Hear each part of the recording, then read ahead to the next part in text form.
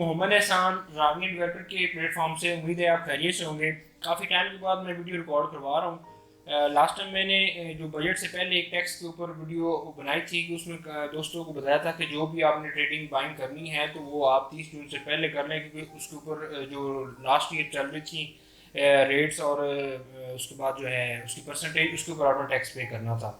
तो काफ़ी दोस्त अब आप और मेरे क्लाइंट्स ने उसके ऊपर अल्हम्दुलिल्लाह अप्रिशिएट भी किया और बाइंग भी की। तो अब जो है सूरत हाल चेंज हो गई है। जुलाई एंड हो गया, अगस्त स्टार्ट है। तो मैंने वीडियो लेट इसलिए बनाई कि काफ़ी चीज़ें क्लियर हो रही थी, तो इसलिए मैं पहले अपडेट नहीं कर सका खुद ही। तो अभी जो पहले सेलर को गेन टैक्स 2% लगता था, अब वो 3% पे करेगा फाइलर, और जो नॉन फाइलर है वो पहले 4% पे करता था, अब वो 6% पे करेगा। ये जो है ना वो मतलब 1% और उधर से नॉन फाइलर को 2% रेशो बढ़ाई गई है। इसके बाद अगर हम परचेजर की तरफ देखें तो परचेजर भी एडवांस टैक्स पहले 2% पे करता था और नॉन फाइलर जो है वो 7% के करीब जाके पे करता था। लेकिन अब जो है वहाँ पे भी एडवांस टैक्स जो है ना फाइलर के लिए 3% कर दिया गया है और नॉन फाइलर के लिए 10.5% जो है ना वो एडवांस टैक्स कर दिया गया है। जो फाइलर होते हैं क्लाइंट, अब आप उनका तो वो एडजस्ट हो जाता है रिटर्न में। अगर आप एक साल बाद जब रिटर्न देते हैं तो वो एडवांस टैक्स आपका वहाँ पे एडजस्ट हो जाता है। तो नॉन फाइलर वैसे नॉन फाइलर होता है तो उसके वो पैसे जो है ना वो गवर्नमेंट ऑफ पाकिस्तान को ही जाते हैं।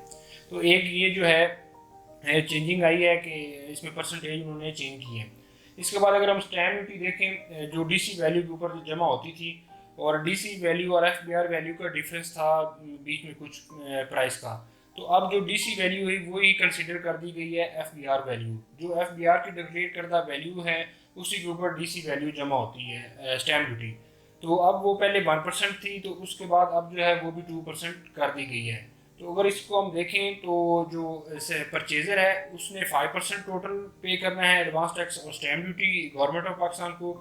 अगर सेलर को देखें तो उसने 3%, अगर वो फाइलर है तो 3% पे करेगा, अगर वो नॉन फाइलर है तो वो 6% पे करेगा सेलर अपना टैक्स, गेन टैक्स। तो अभी जो मेन हर्डल आ रही थी पिछले दिनों, एक 7E टैक्स जो गवर्नमेंट ऑफ पाकिस्तान इम्प्लीमेशन करने जा रही है, जिसके ऊपर गवर्नमेंट कोर्ट में केस भी चल रहा है। एक दफ़ा स्टे हो गया था, फिर दोबारा अभी ये केस कोर्ट में है। लेकिन डीएचए और ओवरऑल प्रॉपर्टी के ऊपर एफबीआर की तरफ से एक सर्कुलर आया कि 7E जो है ना वो लागू कर दिया गया है। वो ऐसे होगा कि जिस प्रॉपर्टी की वैल्यू मतलब 2,50,00,000 से कम होगी एफबीआर वैल्यू। मैं आपको मिसाल देता चलूँ कि फेज़ 7 की एफबीआर वैल्यू 2,50,00,000 से कम है, इस तरह फेज़ 9 की भी कम है, फेज़ 8 की ज़्यादा है एफबीआर वैल्यू और फेज़ 6 की भी ज़्यादा है 2.5 करोड़ से ऊपर। तो जो जिन लोगों की प्रॉपर्टी 2,50,00,000 से ऊपर होगी तो वो 1% पे करेंगे जो उसकी एफबीआर वैल्यू होगी। जिसकी प्रॉपर्टी 2,50,00,000 से कम होगी वो जस्ट अपना एक एनओसी लेंगे कमिश्नर ऑफिस से एफबीआर की तरफ से, और वो अपना फिर प्लॉट ट्रांसफ़र करवाएंगे। उसके ऊपर टैक्स नहीं लागू होगा लेकिन उनको एनओसी लेना पड़ेगा।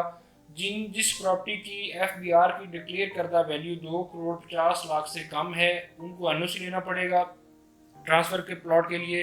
जिस प्रॉपर्टी की वैल्यू 2,50,00,000 से ऊपर है वो अपना जो है टैक्स पे करेंगे 1% उसकी डिक्लेयर करदा वैल्यू के ऊपर।